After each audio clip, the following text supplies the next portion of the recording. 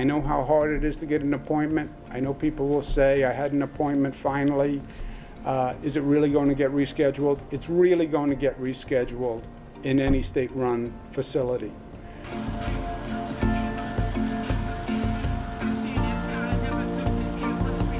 Business is very snowy, a lot of snow out here in Times Square.